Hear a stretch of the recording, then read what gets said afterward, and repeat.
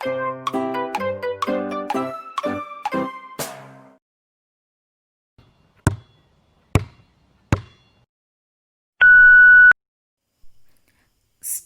Ladies and gentlemen, on behalf of the Government of India, I welcome you to this country. As you are very well aware, India has been associated with the United Nations during the last many years. This is because we believe in the aims and objectives of this great organization. Of course, it is true to some extent that this world body has failed in its endeavors to bring about peace and progress in some parts of the world. But nevertheless, we believe in its usefulness and decided to support it in the hope that satisfactory results will come sooner or later.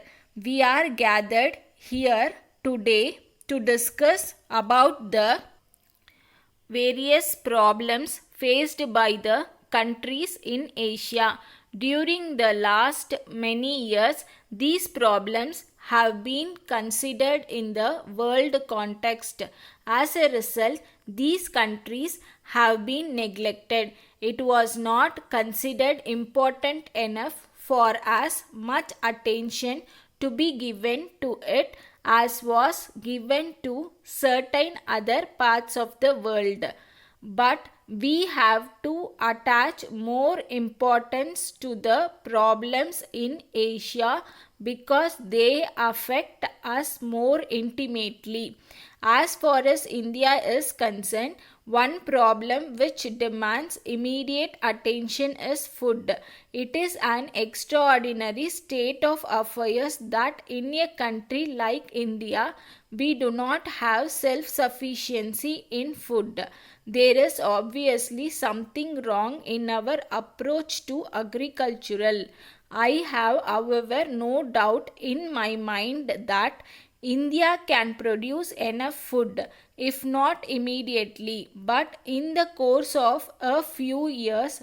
But at the present moment, we have to face this problem. Of course, other urgent problems will also come up before you for discussion.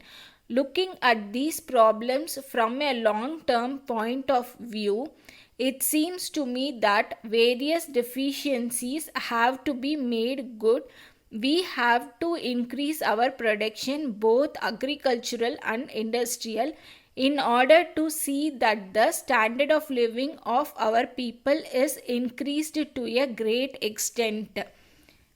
It is considered necessary that a country like India and other countries in Asia should be industrialized so that it can increase and modernize agricultural production.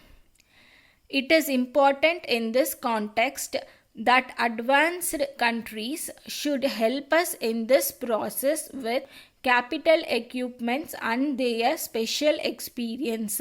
But in doing so, it is to be borne in mind that no Asian country will welcome any such assistance if there are conditions attached to it. We would rather delay our development than submit to any kind of domination by any other country. This is a principle which is accepted by everyone in India. I am sure that people in other countries in Asia also accept it. Now I would like to say a word about population in India. A great deal has been said and written about our tremendous population.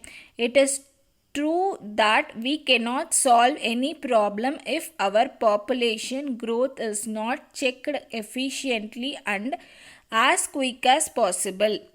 Well, I have no desire for the population of India to go on increasing.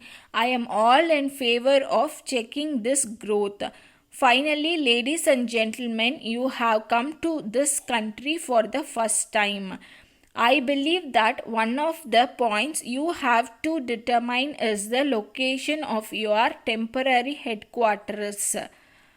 Probably there will be the question of locating the regional office. It is for you to determine, but on behalf of the Government of India, I have great pleasure in inviting you to have your headquarters in India.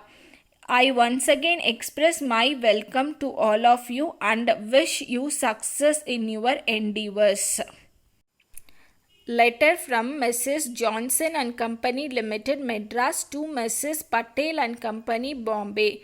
Dear Sirs, with reference to your order dated 2nd instant, we shall be glad if you will kindly let us know when we may expect delivery of the goods.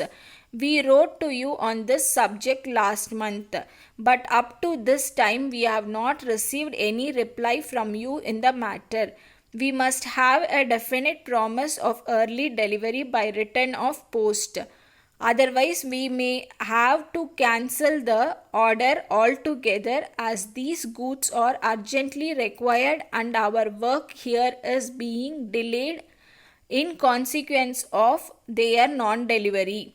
We are sorry to inform you in this connection that you are treating us very badly with regard to these deliveries.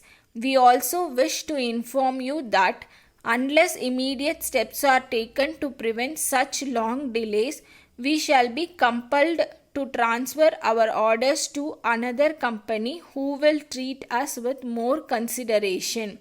You have been supplying these goods for 6 years, and in the circumstances, we consider that we deserve better treatment at your hands. Apart altogether from this, we have been writing to you on the subject for the last 2 or 3 months, but our letters seem to have been absolutely ignored. We would therefore like to request you to look into the matter urgently and let us have a proper reply at once. Yours faithfully, Stop.